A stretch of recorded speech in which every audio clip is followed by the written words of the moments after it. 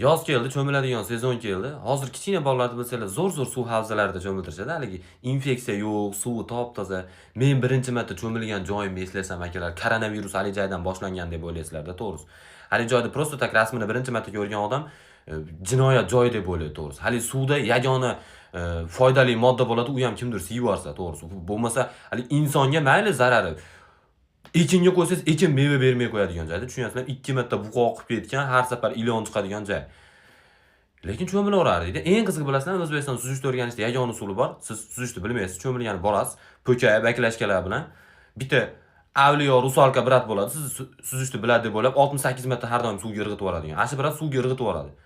Eng qizig'i bir o'limdan qaytasiz. Bitta ko'zingiz Amur Temurda, ikkinchi ko'zingiz Radnoy akangiz tepangizda deb qarab turganini ko'rgan mahal olib chiqish bo'ladi. Unda ham suzishni bilmaydi, olib chiqib olaylik desa, yo'q, mayiga shishasini to'kiladi. Yur, nariga qirg'itib yuboramiz deb olib chiqib olsa, olib chiqib oladi. Bo'lmasa boshqa sabab yo'q.